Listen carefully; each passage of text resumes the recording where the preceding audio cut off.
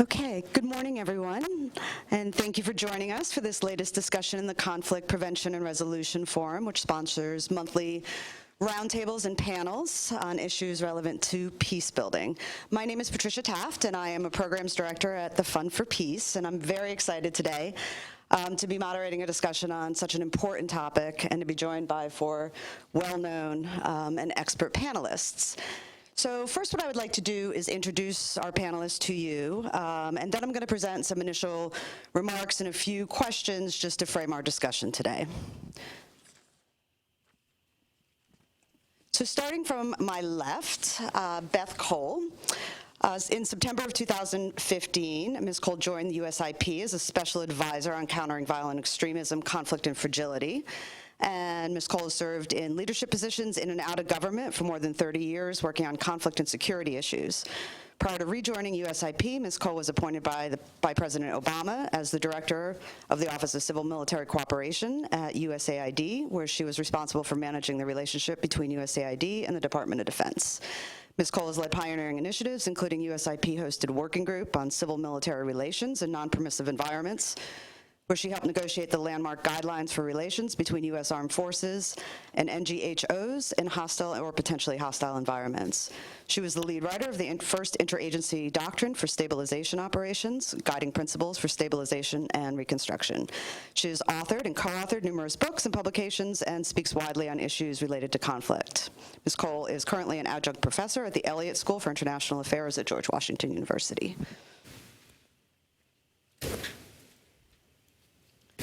And next, Ms. Sanam Naraghi, I'm sorry, am I mispronouncing your name? Anderlini. Sanam is the co-founder and executive director of ICAN for over 2 decades. She has been a leading international peace strategist. In 2000, she was among the civil society drafters of the UN Security Resolution 1325 on women, peace, and security.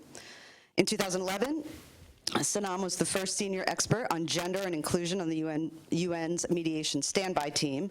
She provides guidance and training to senior personnel in UN agencies, governments, and NGOs worldwide, and has worked in conflict-affected communities globally, including leading assessments and Maoist cantonments in Nepal. Between 2002 and 2005, she worked as the director of Women Waging Peace Policy Commission and led groundbreaking field research on women's contributions to conflict prevention, security, peace, and peacemaking in 12 countries. Between 2008 and 10, she led UNDP's 10-country action research on men in crisis settings. She has served on the advisory board of the UN Democracy Fund and was appointed to the Civil Society Advisory Group on Resolution 1325, chaired by Mary Robinson in 2010. Since 2013, she has served in the working group on gender and inclusion of the Sustainable Development Network. Currently, Sanam is an adjunct professor at Georgetown University, and in between 2014 and 15, she was a research associate and senior fellow at the MIT Center for International Studies. She has published extensively on peace and security issues. And to the left of Sanam is the Honorable Vivian Lowery Derryck, who launched Bridges to strengthen African governance and leadership by forging trade and social development links between Africa and the BRIC nations, the United States, the European Union, and the African diaspora, when she was an inaugural fellow at the Advanced Leadership Initiative at Harvard University in 2009. Prior to her year at Harvard, she was a senior vice president and director of public-private partnerships at the former AED, a U.S.-based nonprofit which worked on education, health, and economic development in more than 125 countries. Previously, she served as the assistant administrator for Africa for the USAID, and as the senior government official directing foreign assistance to Africa. A veteran foreign affairs specialist, she has held numerous positions in both government and the nonprofit sector, including Deputy Assistant Secretary of the U.S. Department of State, Executive Vice President of the National Council on Negro Women, Vice President of the National Democratic Institute for International Affairs, President of the African American Institute, and Senior Advisor of the African Leadership Forum. She has taught at New York City Technical College and the University of Liberia, and for decades has concentrated on sustainable development, education, political participation, conflict resolution, leadership development, and women's leadership in Africa, Asia, and the Caribbean. And all the way to the left, Madeline Rose from Mercy Corps. She is the Senior Policy Advisor leading Mercy Corps' work Policy and advocacy work on peace and conflict in sub-Saharan Africa. This includes policy portfolios on peace building, violence reduction, governance, and countering violent extremism. Madeline has previously worked for the United States Congress, the United Nations, the Friends Committee on National Legislation, with community-based human rights groups in South Africa and in Zimbabwe. So a warm welcome to all of our panelists, and thank you very much for joining us.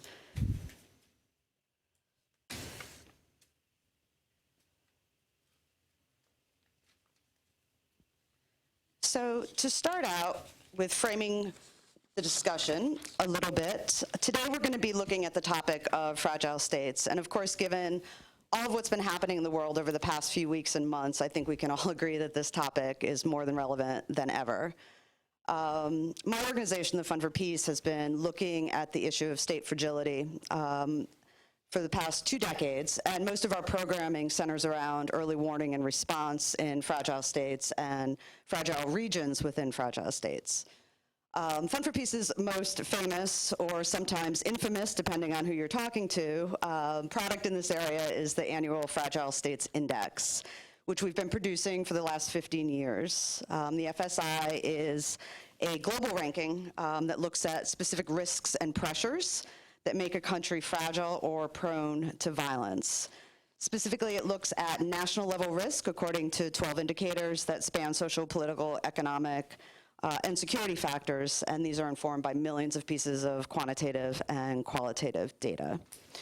So I would like to put up here. On the screen, you'll see this is the 2017 Fragile States Index, which we launched last month. And these are the top 20 countries in the index. And as far as definitions, for FFP, our definition of state fragility is very much in line with the findings of the Fragility Study Group, which was sponsored by Carnegie and Center for New American Security and USIP. And while there's certainly no one-size-fits-all definition for fragile states, they do tend to share some common characteristics. Some of those include the breakdown of the social contract between the government and its people, or the perception by a proportion of the population that the government is either not representative of them or not fulfilling their needs. This is often coupled with a reduced legitimacy or a lack of legitimacy on the international stage. Fragile states often have reduced institutional capacity to deal with internal and external shocks, from things like pandemics, fluctuations in global markets, environmental disasters, elections, labor protests, and so on. And of course, the heightened risk that even small shocks could result in instability, if not outright violent conflict. So looking at the top 20, I think for most of us, we intuitively know the poster children of state fragility. And as you can see, there's not too many surprises here. For the past several years, South Sudan and Somalia have kind of switched back and forth as far as the top 2. The next slide, however, shows from the index what the most worsened countries were in 2017. And again, I think anybody who follows the news won't see too many surprises here. However, what I did want to discuss and have the panel dive a little bit deeper into is this question of why some states or some countries like a South Sudan or like a Somalia seem to be forever in a state of chaos and crisis and going from one year to the next, seemingly increasingly fragile. While others, and I'm thinking here of a lot of my own work, a country like Nigeria that seems to be consistently tottering on the brink with pockets of fragility, cycles of violence that afflict entire regions but don't bring down the state. One of the things that we're quite interested, of course, at the Fund for Peace is looking at trends as well. And so this slide shows the trends of the most worsened countries in the past decade. Again, there's not too many surprises here, although some of the countries I think that we, as particularly in Africa, assume are the most stable are actually worsening at quite a rapid rate, South Africa being one of them. But what I wanted to direct attention to here as well to kind of also frame this discussion is looking at the most improved countries of the past decade. I wanted to ask the panel, if you would, in your remarks, address some of the characteristics, in your opinion, of what a recovering or a recovered fragile state looks like, and what factors might have played a role in that. And also, given your individual topical and regional country experiences, I'd like you to address where you can, what has worked and what hasn't worked in fragile states, particularly in regard to considering the intersection of gender and conflict in fragile states, countering violence or violent extremism, and defense and development initiatives. We also have begun to talk quite a bit about resiliencies and the role of resilience, particularly at the local level, in preventing fragile states and helping to improve them and strengthen their capacities once they've become quite fragile. And so with those few framing questions, I'd like to take it from the left to the right, and so I will turn it over to Madeline from Mercy Corps to start off. Thanks. Am I mic'd? Yeah, okay. Well, thank you so much to USIP for inviting Mercy Corps to be here, and to the Fund for Peace, and to Beth Cole, and to so many of you. I feel like starting with the youngest on the panel, who has, personally followed the careers of all four of the women sitting next to me. So I'm really grateful to be here personally, and Mercy Corps appreciates it a lot. So we were asked to talk about sort of what we've learned around what's working, what are the factors that contribute to improvements among fragility indicators. But I think just because I'm starting, and I think given the political conversation around the future of foreign assistance, it's important to first emphasize that development in its own right does work. I was really struck by former USAID Administrator Gail Smith's outgoing cabinet memo when she talked about Afghanistan and Pakistan. And if you look at this year's 2017 Fragile States Index, I was really struck that Pakistan was one of their most improved, if not the most improved this year. And that goes to show that, we have to remember in the broader conversation around fragility and fragile states that the development investments of the Millennium Development Goals, the focus on hitting specific development targets, even in these conflict-affected states 15 years ago, are starting to bear fruit. And you've seen incredible improvements in literacy and access and electricity in Afghanistan and Pakistan in particular, despite the fact that there's still ongoing conflict. And so when we think about, it's just really important to take stock of, we think. And I was in an interesting conversation yesterday at the World Bank where they were talking about this, how do we reconcile this sort of seeming fragile states complex, sort of the fact that we're still dealing with Paul Collier's bottom billion in many ways. And I think it's that the development challenges that we've put on our shoulders are just getting harder. So, the MDGs were really a lot of just basic access and basic quantitative indicators goals that we set for ourselves as a community. But if you look at the Sustainable Development Goals and about this frame of fragile states, it's really that we've taken it to the next level, that we've recognized that for sustainable development, you need to address structural issues, asymmetric power imbalances, you need to address inequalities. So a lot of these goals have gone beyond just basic quantitative achievements to more of those looking at the imbalances. And I think that's where we are, and that's what's so important about the Fragile States framework. It's that the Fragile States Working Group has led that, okay, we've made a lot of basic achievements, and now what? And I think that's how Mercy Corps thinks about it. So to that end, the sort of now what? I think, if you look at the Fragile States Index, and if you think about fragility, you realize there's a lot of competing variables. So there's basic public services that need to be delivered. There's the human rights indicators. There's grievance indicators. There's a lot of different subsections around how they do their methodology. The task of, and from a policy perspective, that's really important to maintain, that the policy of fragile states need to recognize that there's a lot of, these are multivariable phenomenon that perpetuate chronic underdevelopment. But as a development practitioner, it's our, and as many of you in the room, it's our jobs to take that big problem set and turn it into smaller problem sets that we can tackle. So Mercy Corps in the fragile state space has really prioritized sort of two main programming and research tracks to mitigate fragility. One has been on building resilience to the shocks that are inherent in fragile states. And the second has been on trying to promote stability, which we have defined and measured as reducing people's propensities to participate and support in violence. So I'll talk about two case studies of what we've learned on both of those tracks.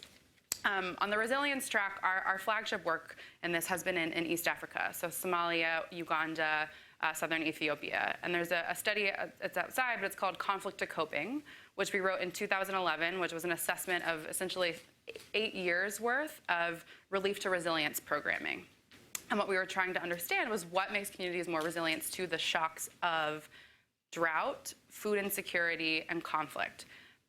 But I emphasize, and it's really important, increasingly in the conflict and sort of fragility field, we're talking about resiliencies. It's really important to note that so far the resilience field has really focused on resilience to the shocks I just mentioned. So resilience onto the effects of conflict, meaning lack of purchasing power, lack of access to finance, food insecurity, household, things like that. We haven't yet really developed the field of building resilience to conflict itself. So within that field, though, of what does it mean to build to help communities be more resilient in the face of these shocks and fragile states, what we found was conflict management skills and natural resource management were the most critical underpinning. So in southern Ethiopia, northern Uganda, and Somalia, where we invested, and this was at the time humanitarian money, but where we invested in conflict management systems and facilitated space for communities to reconcile grievances over land and natural resources, communities' freedom of mobility increased, and when their mobility increased, their grievances and their conflicts over natural resources decreased. Building on that sort of natural resource management foundation, we were able to facilitate essentially local peace treaties and governance agreements around natural resource management, land sharing, and power sharing that transcended farmer pastoral communities and helped build the foundation for municipal and national policy change around land. If you look at the Ethiopia findings in this report, a lot of what they define as the root causes of increased escalation and conflict is still the failure to deal with natural resource sharing and land, and how that intersects with other issues. And so, this is, I think it's really important to emphasize that those natural NRM skills were helped facilitate the resilience to these shocks. Of course, what we don't see and what didn't work is that not all law enforcement, not all security approaches or approaches to combat security are going to promote resilience. So, for example, forced relocations around pastoral livelihoods and some of the heavy-handed activities by the state actually decrease communities' resilience. So that's sort of big picture on the resilience side, and happy to answer more questions. The second is on sort of stability and violence reduction. So the study that we're most excited about is in Somalia. So this is one of those states that's been on top of the list for the last 25 years. And when you think about how do you deal with multiple different drivers of chronic stability through one program, we put out a study last November called Critical Choices. And it was a quasi-experimental impact evaluation that evaluated the effects of a 5-year USAID education program in Somalia. So the program had his overarching goal of contributing to Somalia's stability by increasing the education system. And so it had a lot of these Millennium Development Goals type indicators around increasing literacy, increasing access, increasing just physical schools. So the program had a lot of development achievements in its own right. It doubled the amount of schools, public schools that are open in Somalia, and helped over 50,000 Somali youth get access to secondary education. But in our impact evaluation, we actually found that students who had access to education alone were more likely to support political violence. And so we dug around into the data and the mechanism, and I see some heads nodding. We all kind of know that, but there's not a lot of rigorous data in the field, which is sort of why we invested in the study. And so we found that youth who had access to schools were more frustrated with the state's provision of basic services. Because the quality of, even if they could go, they felt like the quality was unfair, the quality was unjust. So you exacerbate that governance grievance. But in the communities that we tested where we did access to education and civic engagement, youth propensity to both participate and support political violence dropped by 20 and 14%, respectively. So again, we went back and we dug into the data of trying to understand that difference. And it won't be that surprising to this group of experts, but what we were able to essentially determine through a rigorous, quantitative way was that it was really that behavior change. And that so what our civic engagement activities were is we essentially created youth clubs in a lot of the schools. And in those youth clubs, there were training programs around youth mobilization, around what is Advocacy 101? How do you start a campaign around an issue that matters in your community? What is advocacy? How do you do dialogue? How do you mobilize? How do you organize in apolitical ways? But just that learning those skills, the tools around sort of confronting the injustices or confronting your perceived grievance in a productive way.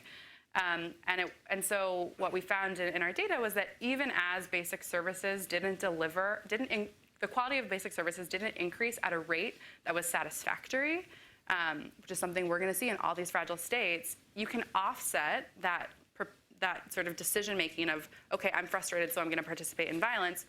You can offset that with the behavior change mechanism around youth believing that they can do something about the injustices, and facing them.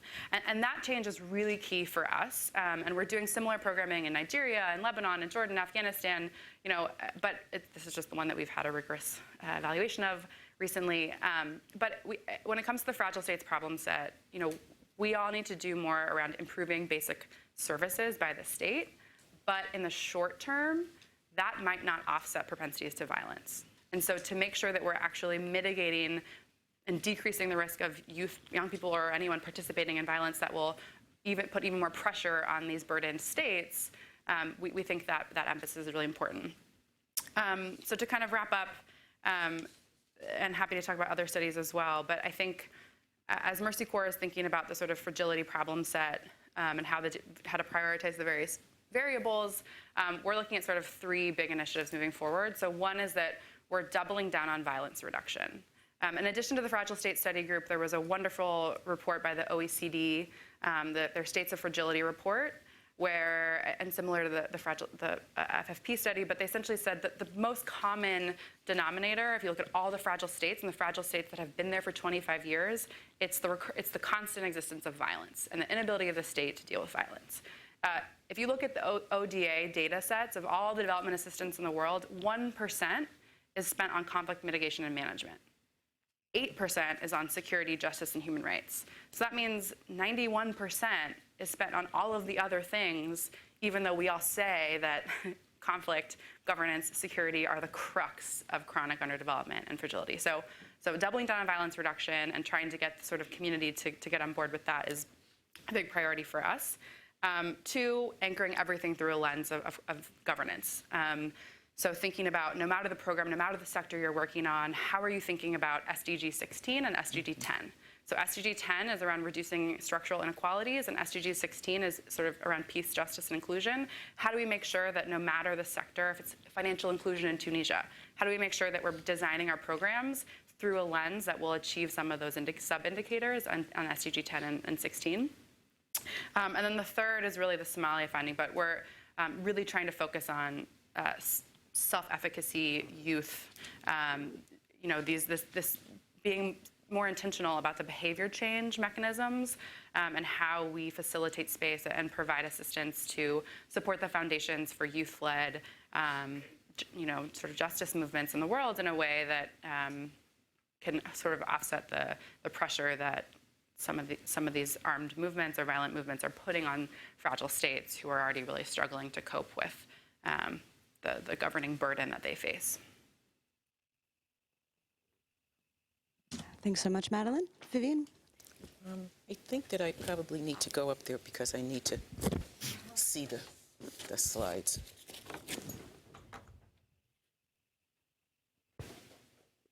I'm gonna make it. Good. It's just I can switch places with you. Okay. Good morning. And I too want to thank USIP and the co-sponsors for really focusing on this issue. And I'm going to talk about the Sahel and fairly specifically about Mali. I'm really delighted that this is happening because when you think about the Sahel, in the 11 countries that, the next one, of the Sahel, they're probably the poorest region in the world. And it's in some disarray and chaos, which can result in a major conflagration that then spreads to North Africa and then across to Europe. So it's really critical to think about this, and I think that attention goes elsewhere, and the Sahel is underappreciated. And also note that the Sahel, when you look at the Fragile States Index, each of the countries is red, various shades of crimson. So what I'm going to do is focus on Mali and how it got to this situation. I began working on Mali way back in the 70s and 80s, but in 1991, in that particular coup, the interim Prime Minister, Sumano Sako, was a graduate of a program. He got a PhD under the auspices of the African American Institute. So we had a program, and I asked him, Sumano, how did you become such an advocate for democracy? And he said that he had learned the contribution and the context of democracy through the PTA in Pittsburgh. And I've never forgotten that, because to me that's the essence of civil society and how one has to learn over time the basic concepts and tenets of democracy. So I've been following Mali all these years. In 2012, after that particular coup, I asked Malians at the African Union meeting that year, what should we do? And they said, it's too soon. We have to absorb this and think about what we want. I came back and began to work with the ambassador.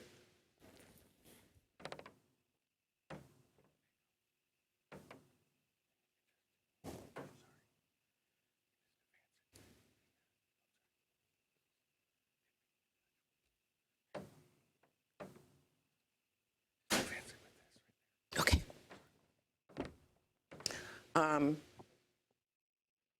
So I came back and we said, well, there are all these people in the U.S. and globally who are committed to Mali, so we'll start a Mali Watch.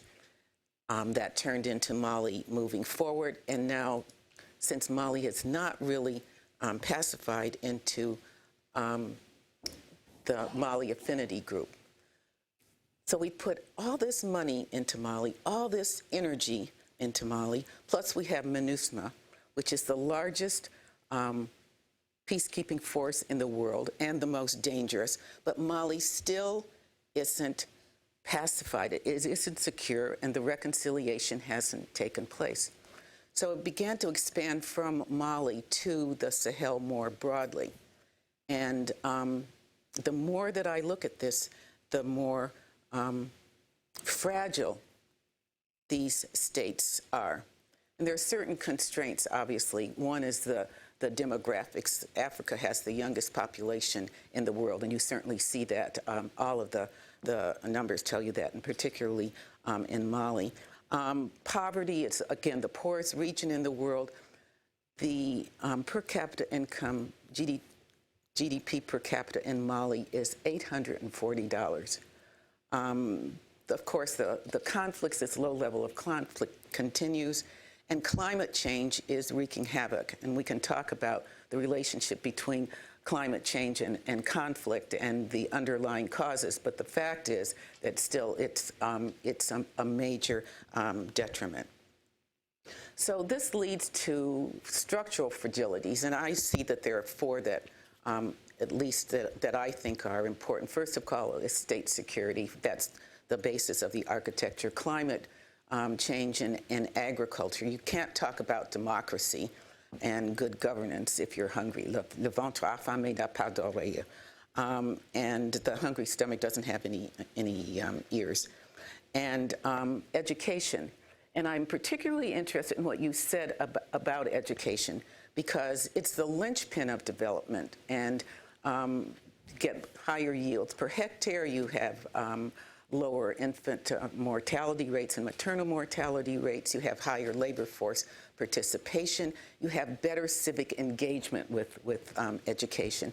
But the nuances that you talked about, Madeline, are really quite important. So in terms of state security, the army, the military, is the essence. And I don't think we pay enough attention to the rank and file soldier. This is Corporal Amadou. He's in the Malian army. And he has all of these influences that are impinging upon him. He's got to think about, has he been trained to think about his loyalty to the Constitution, to the rule of law, as opposed to individuals? Is he thinking about the doctrine and the mission, or is he conflicted, and is he thinking about these people might be of my ethnic group and I don't want to be involved in this particular conflict? Or is he thinking about the fact that he may not have been paid and he has a family, so therefore when some jihadist or ISIS representative encounters him, they have an encounter, he may be willing to consider it because he hasn't been paid because of corruption. So I think that we need to focus more on how we interact as civilians, how populations interact with these particular, with the military. And that CivMil is really an important focus for anything that has to do with increasing resilience, particularly in the Sahel and in Mali. And then there's a whole question of agriculture. And the point being that since agriculture is the basic economic pillar for most of sub-Saharan Africa, it doesn't matter where you are, agriculture is the basis. And then we see all of these challenges, the lack of infrastructure, the land use conflicts are the ones that I think are particularly important, because you have pastoralists versus Tuaregs in this particular instance, and other nomadic groups. So you've got this particular conflict that's going on. You add to that then the disruption of the planting cycles through the ongoing low-level conflict that you see, at least in the upper two-thirds, the northern two-thirds of Mali. And then, of course, you've got the warming temperature. In Burkina Faso, the temperature is going to increase 2 to 3 degrees by 2050. It's an incredible phenomenon that we're seeing, and I don't think that we're paying enough attention to it. So all of this, in terms of agriculture, leads to the growing food insecurity. Then, of course, there's civil society, which is the most critical factor, I think. But, you know, civil society in many Sahelian countries, but again, particularly in Mali, is riven by fissures. There are cleavages, again, between the pastoralists and the nomads, but also between North and South. And Tuareg grievances are well known. They go back to 1963 and the beginning of the country. But it's still, it's an incredibly important part of civil society. I'm not going to talk very much about women's roles in civil society, except to say that Malian women farmers are some of the best in West Africa. There's an expression about Malian women and their assertiveness and their sense of agency. Les femmes maliennes, elles ont bossé. So these Malian women, they are out there. And I began to become really reconnected with Malian women through a woman who is serves on the Human Rights Commission.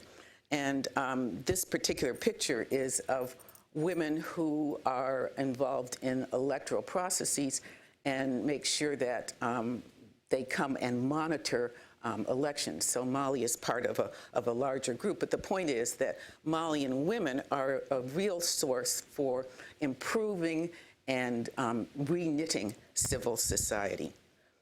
And I've already talked about the Tuaregs and the pastoralists, but some of the programs that, specific programs that have been mentioned and will be mentioned, may be an opportunity to help, again, knit together the Tuaregs and pastoralists, because otherwise we're going to see this continued low-level violence, and it's so demoralizing to both parties. So education is the fourth structural frailty that I see. And for all the reasons that we've mentioned, Mali really needs to improve the level of literacy and numeracy. We know we're talking about ways that this large youth bulge can become productive citizens. These citizens are going to need jobs. They need to have necessary skills, and you need to be literate to do that. One of the most distressing facts is that 70% of primary school leavers in sub-Saharan Africa, 70% do not go on to secondary school. So the question is, what do you do with these students? They are ripe for recruitment by ISIS, Boko Haram, Al-Qaeda, because they are literate, disaffected, without real prospects. But they still need to get that basic literacy. So education is so important, and it certainly becomes a counterweight to extremism, as we have heard from other examples. Young people are an incredible possibility within terms of civil society. One of the programs that's across Africa now is Jane Goodall's Roots and Shoots. And if you can get young people in these programs to think about, one, the environment, they're reinforcing their literacy, and it's easy enough to introduce a component of basic civic values, the importance of conversation and dialogue as opposed to conflict. So one of the proposals that I would make is to engage youth and in programs add a civic education, a peacemaking component to these programs. And you can do it with virtually across the continent because there's so many programs that are in multiple countries. So we're supposed to think about, discuss positive outcomes and positive projects. So I'm going to introduce you to a project on ethical monotheism. Ethical monotheism is the idea that there are basic ethical principles that you find across the 5 Abrahamic religions. So these programs that we're proposing is to explore the ethical roots of Islam and Christianity by getting a group of persons together, 50 per country, that will meet, develop bonds of trust and communication, and look at economic development, skills building among individuals, and then also look at the possibilities of, look at the roots, the ethical roots of the religion. Then go back to communities and talk about, work with the community in terms of skill building activities, and then secondarily, but equally important, talk about the religion. Talk about what it means to be a Muslim that's following the Quran, and look at basic values we're doing this with the government of Morocco, because Morocco is committed to encouraging a brand of Islam that they call tolerant. They use the word tolerant and the word moderate. So it's not us using the word, but it's following what Moroccans and Muslims are using. So we hope that this will have a cascade and multiplier effect. And behind is the Islamic Center in Rabat that is teaching imams and bringing imams from many sub-Saharan African countries. And the program includes the skills building that I talked about, as well as, of course, the theological basis of Islam. But what the Moroccans are doing, which is so fascinating, is that they are incorporating women. And they're the only country that is doing this in this measured way. Women are in the same classes as men, although they're separately seated. And women are teaching men. They're using 4 different economic development foci: technology, electronics, agriculture, and couture.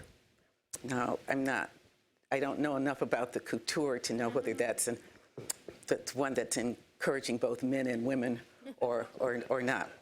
But we'll get to that one as we move through the program. So ultimately, the goal of this is to have these cadres of 50 persons per village, per country in 6 countries, and that there will be a multiplier effect, and hopefully that's going to help build resilience. So to conclude, think about Corporal Amadou, and it's so important that he becomes a patriot for his country and is willing to work with others to secure the peace. Civic engagement is absolutely the best antidote. And the more programs that we can find and encourage locally, the better off that we are going to be. We have to listen to communities, because ultimately it's the individuals in the communities that are going to make the difference and help build the resilience that the Sahel needs, so that countries do not make that transition to failed states, but rather become resilient, good neighbors and good world citizens. Thank you. Thank you so much. And Sanam? Thank you. It's a pleasure to be here with you. It's always hard to go after 2 people who've said so much, because now I want to respond to everything that you're saying and pick up from there. So let me just give you a bit of framing around the work that we do. ICANN is a small organization here based in Washington, but we have a network now of about 90 organizations across 30 countries. They are independent women-led organizations working on peace and security issues. It's called the Women's Alliance for Security Leadership. We are very conscious of the fact that this is not just a network of individuals. It's really about, our philosophy is the importance of building and enabling the strengthening of local organizations. So we have one office here. We're 6 people, but we have this vast network, and we really work collaboratively with our partners. It's partly about resources, to make sure that the resources that are available don't just get stuck in Washington or stuck with us as we go and open offices elsewhere, because I think that that's a form of colonization sometimes when we have international organizations going and taking resources. It's partly about that, but it's also recognizing that if we become too dependent on international donors, when the money goes, you pull out as well, and you haven't really left anything behind. If you look at, when we talk to our partners in Iraq and in Afghanistan, they say all this money that came, at some point we shut down all the Iraq programming. And there was nobody in Washington that would meet you to talk about Iraq, and the problem had not gone away, right? And yet our local partners are there, and they say, you know, for 20 years the international community has been coming in, and they haven't, in fact, we kind of gouge out local staff and experts to work for our international organizations, and we don't really build up the institutions. So for us, it's really a reverse of that we really believe it's important to enable the local institutions to be strengthened, and our focus has been primarily on women-led organizations doing peace and security work, because it's very dangerous work. There are not many people who do it, and yet the work that they do is quite extraordinary, and I'll give you a few examples of that.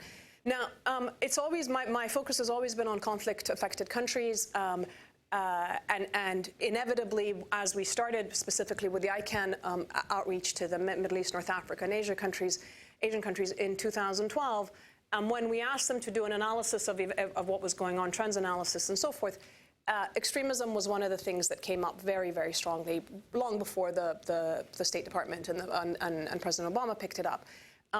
And what was notable was that women around the world have actually been highlighting and you know, literally sort of speaking out, shouting out, screaming out about the rise of extremism for at least the 20 years I've been in this field.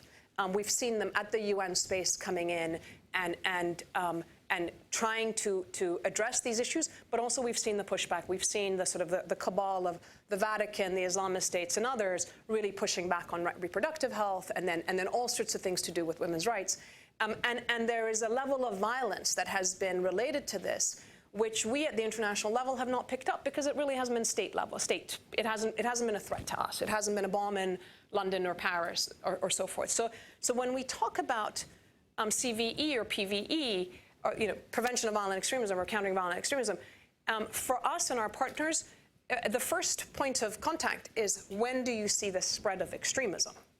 Non-violent, but very intolerant, bigoted ideology that goes mainstream. It's really important, because before it becomes violent, that spread has happened. And actually, if you look at this country and you think about kind of, you know, the white supremacist kind of spread that we're seeing, these are signs that we shouldn't be ignoring. So it's the same thing. It's the same thing there, that we have to be looking at it. And women in particular have you know, as I say, they notice it first for a number of reasons. Number one, the ideology of every single identity-based extremist movement that is arising right now in the world, whether they're ethno-national, so white supremacists, or whether they're the ones that couch themselves in Islam but actually are sort of derivations of Wahhabism and Salafism that comes from Saudi Arabia, essentially, or whether it's the ones that are now sort of, you know, quasi-extremist Buddhists that you might see in you know, elements in Burma or elsewhere.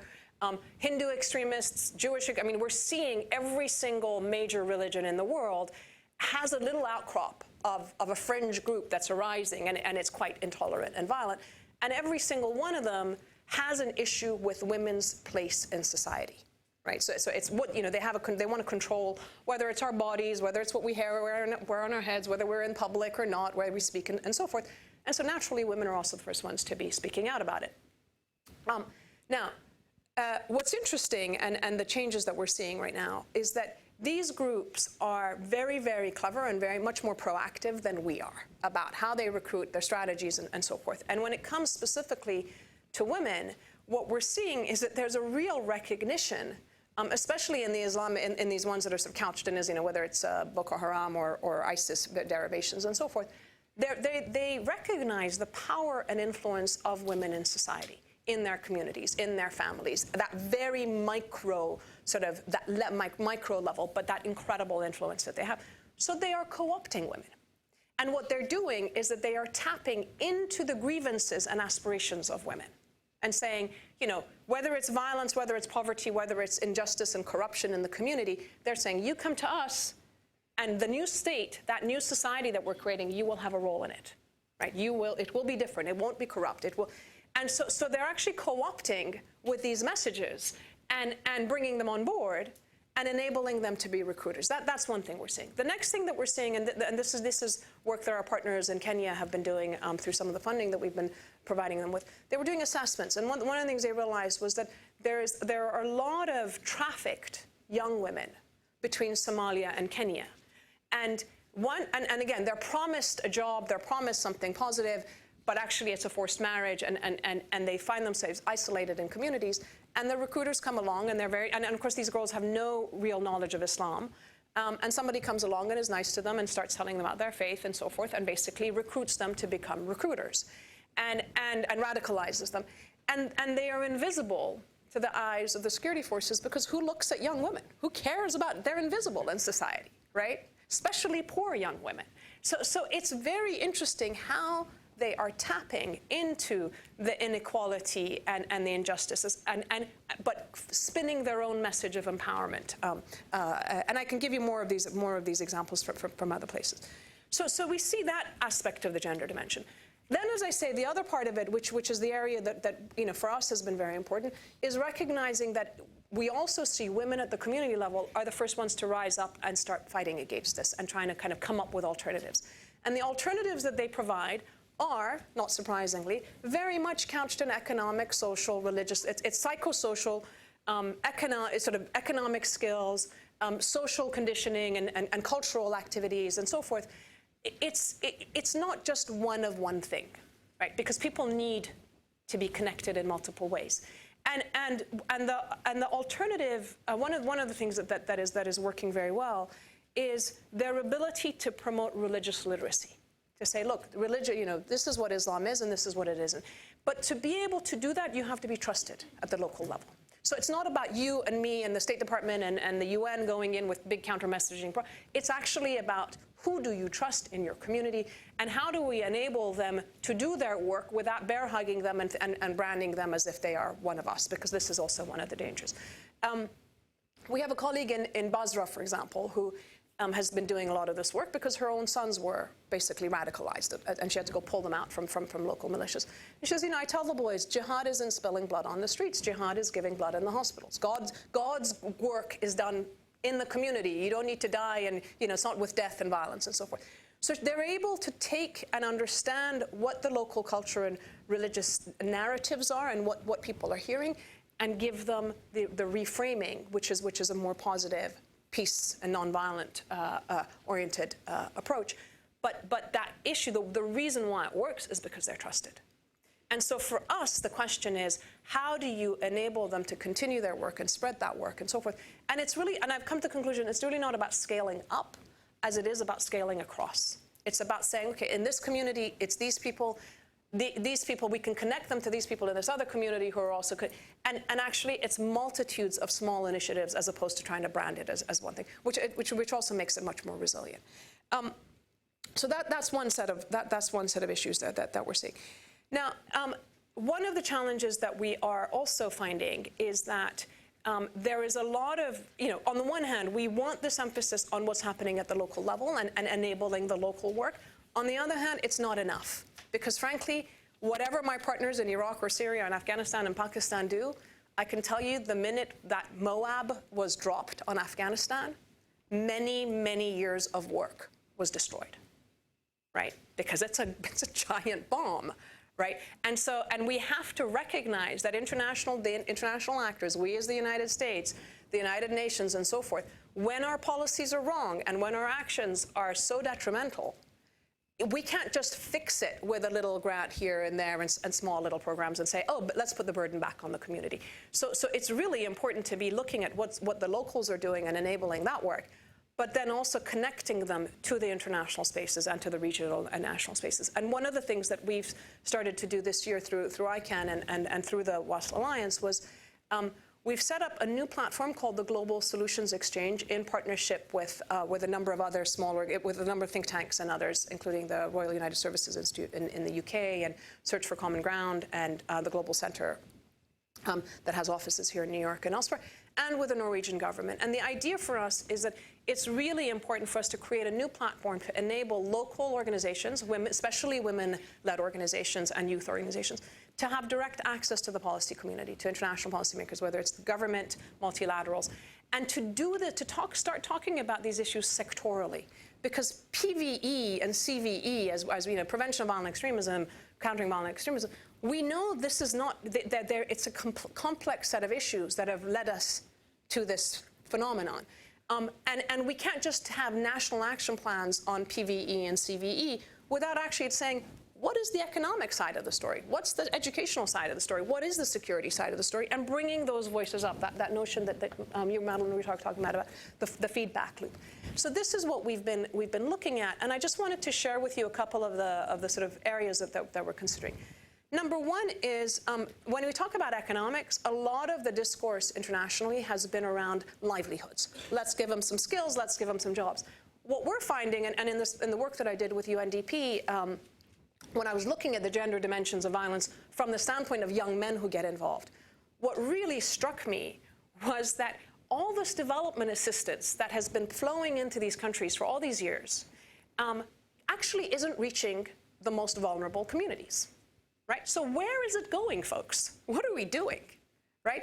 And so then when you start peeling that and you start looking at further and further, what you realize is that the nexus between years and years of neoliberalism and structural adjustment and what has really become what I personally call extreme capitalism, and what we're seeing on the ground now, we need to be exploring this, because the money isn't, we've defunded social, education and healthcare. We have reduced policing. We don't pay our police services enough, et cetera. So what does it mean? What does it do? The policeman, as you were mentioning, or the army guy, if somebody comes and offers him some corruption money, and so he'll take it. He might have a second job. I was talking recently to some British military officers, and they said, we couldn't understand why the Afghans that we trained to become teachers and police officers and so forth just weren't leaving the town to go to their posts, until we realized that they had a second job in town, right? So if we're not actually paying our policemen an adequate salary, and we're not recognizing and giving it prestige, because in the work that I did, when we think about masculinity, being a provider is really important, but a prestigious job there has to be some element of prestige, right? Men don't want to go and do microcredit. Not that women necessarily want to do it either, but men certainly don't want to do it. So we're not kind of saying, look, you're a policeman, you've been trained, here's a uniform, here's a decent salary. By the way, if you get involved in corruption, all of this will go. Right? We're actually not giving them what they need. So you have this kind of shrinking of positive or effective community policing and security at the local level. Education, by virtue of the fact that we have not supported education and national education across countries for many, many years, or we've kind of forced it to be paying and so forth, guess who comes in and fills the void? People want their kids to be educated. Well, if the Islamists come in and say we're going to have a madrasa, and the Catholics say we're going to have a Catholic school, and you start to then fragment based on religion, what you've done is actually, instead of having social cohesion and using education as a means of creating social harmony and a kind of a mixing of our pluralistic societies, and all these societies are pretty plural when you look down to it, we're now creating silos. Right? And everybody is learning that my religion is better than yours, and so forth. And this lays the groundwork for a lot of intolerance as well. In the meantime, in the national curricula as well, our colleagues are saying, there's a lot of either explicit or implicit intolerance and bigotry that's being promoted. Whether it's that we don't teach the history, whether it's you ban languages, even in the European context, things like not teaching colonial history very well. Right. Why do we have so many Asians and Africans and others in England, or in North Africans in France? Well, because the French at some point were there, right? Or the British at some point were in India, and so we need to be teaching this history and making kids feel a sense of belonging and inclusion. Otherwise, they look at the history and they're like, well, this isn't me. Well, where am I? And somebody else is pulling them aside. Healthcare, similarly, in Tunisia after the 2011 revolution, the Muslim Brotherhood was providing free clinics to people, right? Your kid is sick, your wife is sick, you're feeling ill, somebody's providing free health care versus paid health care. Right? So these are all related actually to macroeconomic policies. And it's not to say that the state has shrunken, because the security forces have been bloated. The money that goes into security spending to repress people is actually increasing. And that in itself is also then creating radicalization, because they're not actually protecting the civilians, they're oppressing them. So we need to look at the sort of the bigger picture, and then how it looks out on the ground, and kind of have this continuous loop that goes on. And so for us, when we actually are talking to women on the ground and our partners, these are the kinds of things that they begin to, it's almost like a lens that you put on and you begin to see the connectivity and then the work that they're doing. I'll end with a couple of examples of the work that we're seeing. We started something called the the Innovative Peace Fund. And essentially we're channeling resources to our local partners and we call it investing in trust because we trust their judgment about what is needed at the local level. We don't want to tell them what to do, right? And it's a very participatory process. So our partner in Nigeria came, we started this 2 years ago, and she said, you know, Boko Haram is saying education is against Islam, right? So that's why kids aren't going to school, and they're spreading this version of their interpretations or their particular messaging. For 15 weeks, she brought local Islamic scholars to the local radio, speaking in local language with a call-in program so that people could call in and ask questions about what is Islam and all sorts of aspects of this. After 15 weeks, they had a 40% increase in school enrollment in that area. This year, it was a 15-week program because by the time we were able to get the money from the donor and give what should have been a 1-year program ended up being a 3 to 4 month program. The donor didn't release the money until month 6 or 7 into the year, and they didn't give no cost extensions and all the rest of it, right? We did it again this year. One of the things that they did was they developed a handbook about that was a peace building and Islam together, and they started working with the Islamia schools and the leaders of these schools, and she has now become a source for these Islamic scholars in terms of the nexus between Islam and the teaching of tolerance and so forth.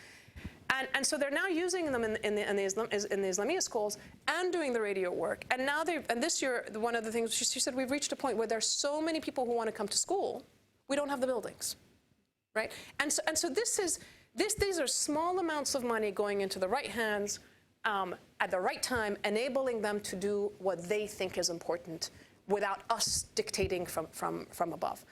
We have similar results from work that was done in Iraq, in Pakistan, in Tunisia, in Nigeria, and I mean in Kenya. So we're seeing that this model is something that we should be continuing and expanding and enabling so that they can do this, and at the same time we connect our partners together so that they're actually learning from each other, and the resources that they're developing can be translated and used in multiple places. And one of what our Kenyan partners said to us was that even though the program this year was only 3 or 4 months again that we funded, the work carried on because the locals felt it was theirs. It wasn't an international organization coming and putting a label and saying we have a project and people looking, participating and then thinking it's gone. It was like we were never there. It had nothing to do with really. I mean, it's their. So they have a sense of ownership, and I think that ownership and sustainability are really the things that we should be focusing on going forward. One final point: the UN is right now UN and World Bank are producing a report on conflict prevention, and I have a real problem with the terminology of conflict prevention because if you come from a dictatorship, dictatorships are really good at preventing conflict. They get rid of all dissent. Right? They are not fragile, right? Because so we should be thinking about what is it that we are for. Similarly, with CVE, with P, we're countering violent extremism, preventing violence. These are all negative framings. The reason why we're losing this battle, and I trust me, we are, and we can talk about it, is because we're not really articulating what is it that we are for. What is that higher level aspirational thing that we should be fighting for? Conflict prevention and fragility should be the floor. It should not be the ceiling. And somehow they end up being the ceiling. And so we should be thinking of what does it mean to have inclusive, just peace for people? How do you create institutions so that when conflict arises, whether it's generational or otherwise, you have the mechanisms for people to engage and feel that they're being heard and for changes to take place. This, I think, is the area we should be going towards. Thank you. Thank you so much. Beth? All right, so I have the unenviable position of being the cleanup, but it also offers me a chance to calibrate and condense, because I really want to bring you guys into the conversation. So I'm just going to do a couple of quick hits here, and hope you can stay with me. First of all, I just want to ask, how many of you are currently in the U.S. government or have worked in the U.S. government? Okay. And how many of you have worked with alongside or near the U.S. government out there in zones of conflict or fragile states? Okay. My third question is, what would you have done in 2011 if your boss had come to you and asked you in the very beginning days of the conflict in Syria, when it really wasn't a full-blown conflict at all?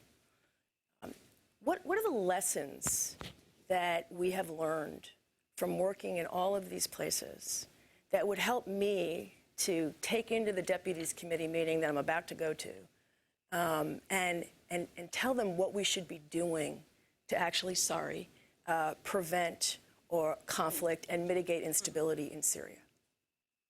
What would you have said? And if you couldn't come up with them, where would you go to get those lessons? Succinctly. The truth of the matter is that the Department of Defense is pretty good at generating those lessons and sending them up to leadership. But on the civilian side, great work from Mercy Corps. All of you have given us some really rich lessons and experience, but we're really not good at actually getting those to the people that need them to be able to make decisions that are informed and that on things that actually work. Evidence, experience. So as a follow-on to the Fragility Study Group report, which is outside, the United States Institute of Peace decided to undertake just a closer examination of a couple of places, all characterized by state fragility, where conflict and instability were really important factors, and where we had a chance to prevent things from getting worse, as you spoke about. Our assumptions were that working in fragile states that are affected by conflict and instability are really the new normal for all of us that are working out there, and that if we don't harvest our lessons, we're not going to get to a better decision making. And so we really focused on looking at the United States government, and principally we focused on looking at the 3 Ds: defense, diplomacy, and development, in 3 places. The first was Jordan. Jordan, as you know, is a kind of a buffer state encircled by conflict and instability, had already had a lot of refugees from Iraq and Palestine living within its borders that have never gone home, very resource scarce nation, among the most water scarce countries in the world, suffers from that very delicate and fragile relationship between the state and the population. And then all of a sudden, they're getting not just a trickle, but a stampede of refugees coming across the border from Syria. USAID was scheduled to get rid of its health program, and it was on a downward slide. And instead, what happened was this, in really, I don't want to say in a nanosecond, but very quickly, the United States government in Jordan in 2011, 2012, pivoted from a normal embassy and turned it into really a crisis embassy to focus on helping communities that were impacted by this influx of refugees, again, with underlying fragility in education, in health, in water, in sanitation, mounting garbage, people puncturing water systems because there was no water, just trying to, and then sabotaging them as a result. I mean, just voluminous problems that Jordan was not equipped to handle. And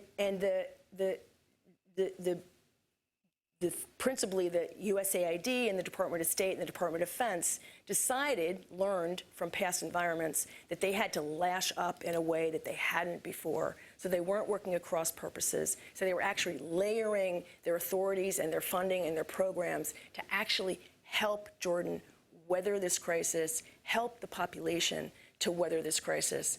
And I can say, I think we can say comfortably today that something that we did helped them do that. Burma.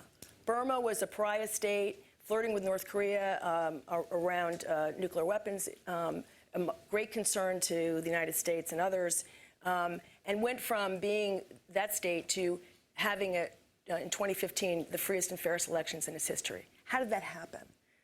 What we found was this innovative action-for-action approach where you would give them something in return for them doing something positive. This was after we seized a political opening.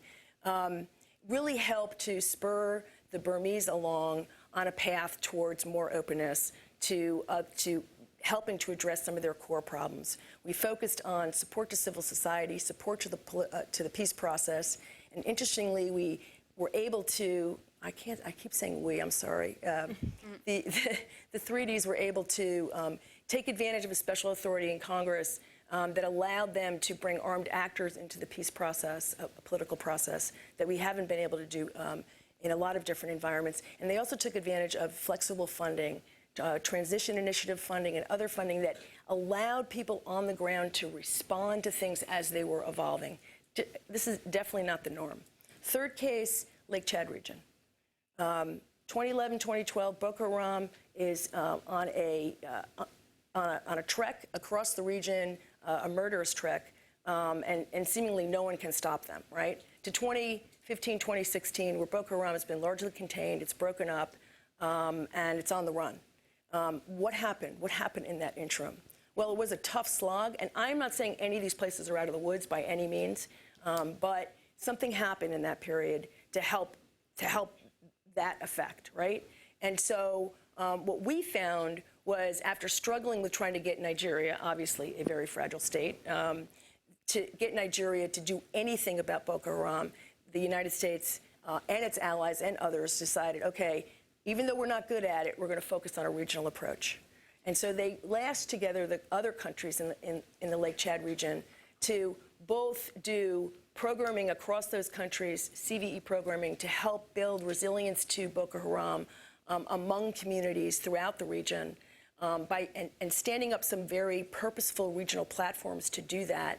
Again, making sure that the U.S. military was embedded in those platforms so that there was no daylight between these actors, as we've seen in many other environments. And then they also simultaneously worked with those countries and with the French and others to help build this multinational joint task force to actually go after Boko Haram.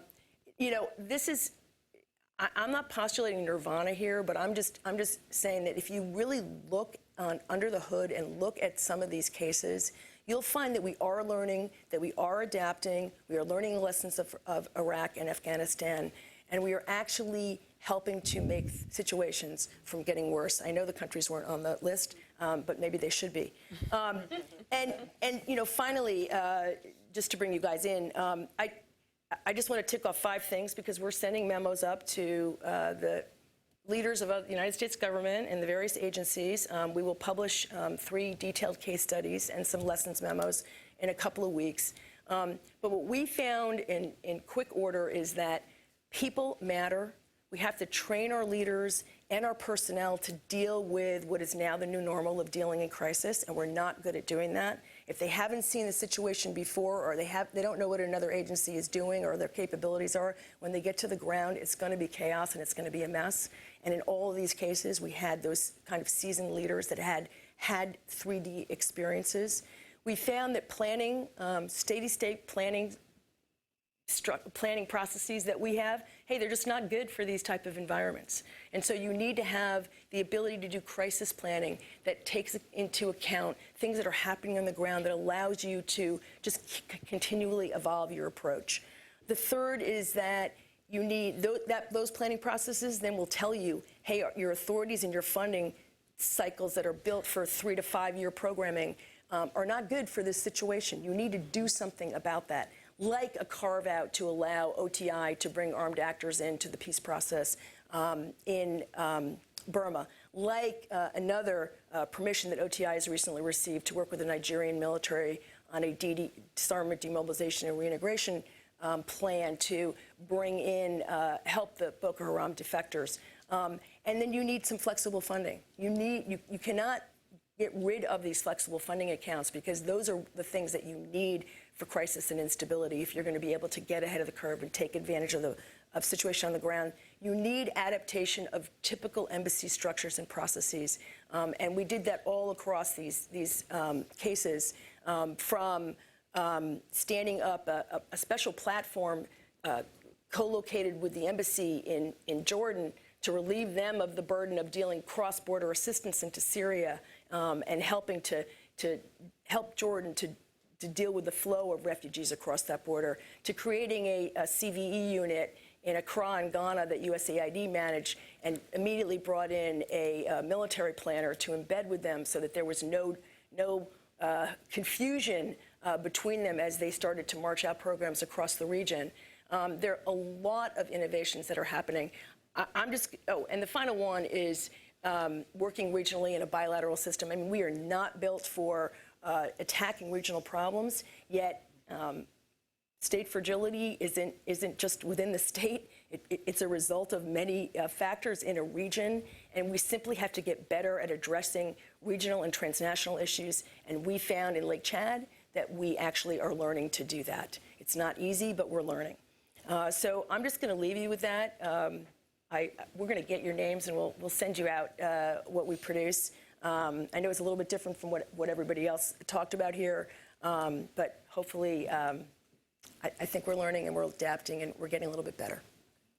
Thanks. Thank you so much to all four of our panelists. And I'm cognizant of the time, and I'm sure that there are a lot of great questions. So what I would like to ask is maybe we'll take 2 or 3 questions just so a few more people have a chance.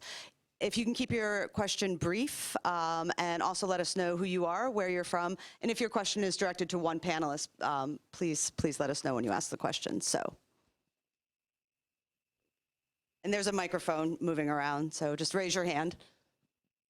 My name is Mahshid Kovari. I teach at Trinity Washington University, and I was wondering what will be the effect of environmental refugees that you see in the region and the contribution they have in stability to the region. Thank you. Did you join? Maybe we'll take 2 questions or 3 just so we can make the best use of time. Nope, nobody else has a question. Okay, and environmental refugees. Anybody want to take that? Environmental refugees or Sure. Environment. The Climate change refugees. Climate change refugees. Is that you were asking? Climate change refugees. I'm happy to quickly, so Mercy Corps' Director for Research and Learning, John Kurtz, he just spoke at a panel last week at the New America Foundation, and that is webcast, but it was about climate change-related conflict and displacement. And spoke basically in brief about this for a long time. But I think in the framework of fragility, I think one of the things that we're emphasizing is that while climate change is breeding refugees and is likely to create conflict, there are some other frameworks that matter for understanding when climate change will create conflict, which mainly anchor to fragility. So the inability of the state to manage is really the #1 indicator. So some states are demonstrating that they can prevent conflict even when they are dealing with massive climate change. But I think one of the biggest issues pertinent to this panel that we're seeing with refugees is around how displaced people are integrated into societies, and then the fact that displacement, there was this idea that it used to be 1 year, 3 years, 6 years. The average displacement timeline is around 26 years now, according to HCR. So you have the Dadaab scenario is no longer an extraordinary situation. That is what's going to likely be the most consistent case for displaced people in the world today. And so how do you make sure that you're facilitating? We're having a lot of issues around where we do displacement programs around issues of identity. So if minority groups are the most likely to be displaced because of environmental related conflict, such as in Lower Somalia, and the tribes are different, or that these are minority groups that aren't necessarily welcomed into the social fabric, how do you provide support to those refugees in a way that doesn't exacerbate grievances between displaced and the host communities who are receiving them? That's the really big challenge. And so that's where I think we're seeing the biggest risk to refugees exacerbating conflict in the areas where they settle. So that's a big challenge right now. So the other thing I just wanted to add to that was in Jordan, because of the situation where refugees actually are not returning home anytime soon, a decade or more, they're staying in the countries that they flee to. For the first time, the United States government decided to count refugees and the development beneficiaries together. Typically, refugees are treated separately. And so refugee assistance goes to the refugees as if they're not existing for most of their lives, potentially, in a particular place. And that was really, really important because it helped recognize that refugees are making a contribution to that community, and to help them, instead of being separate and apart, because they are living in communities, to actually receive assistance that would let them just be a regular participant in that community. I would just add that so many of the environmental refugees talk about lack of access to inputs, to credit, et cetera. And then when they move into a new community, then there's the tension between the indigenous people and these new refugees. So we need to be focusing on ways to work with both populations, and so that and encourage welcoming refugees, because they can bring different skill sets just in terms of managing crops, and that's certainly been the case in some of the places in northern Mali.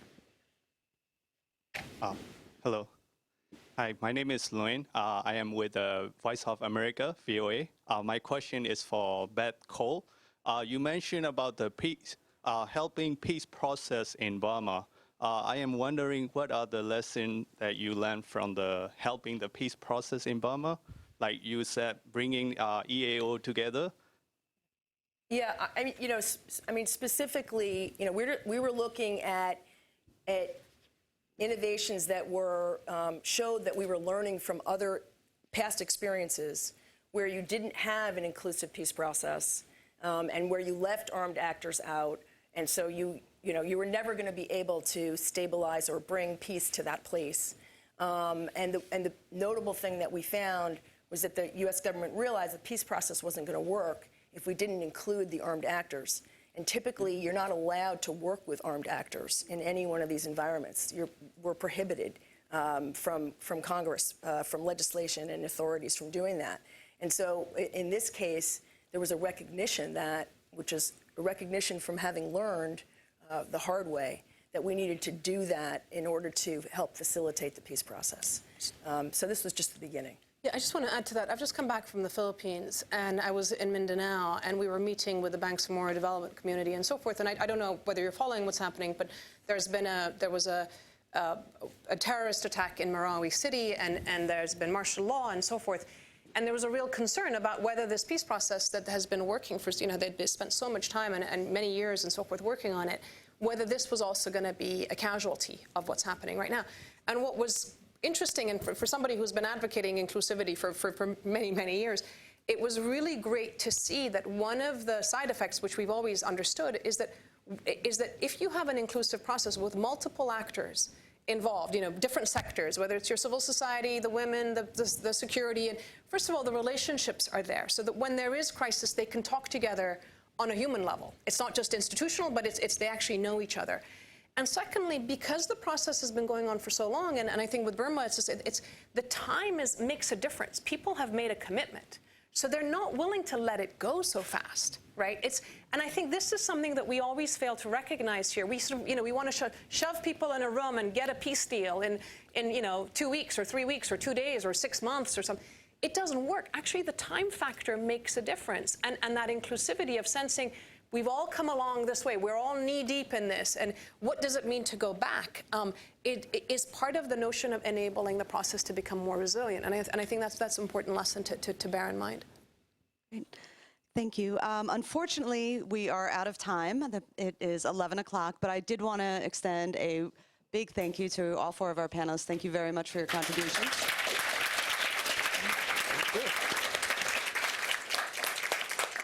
And also thank you to USIP for hosting this event. And on your way out, I believe there are publications and that go into a little bit of what we talked about up here. So thank you very much.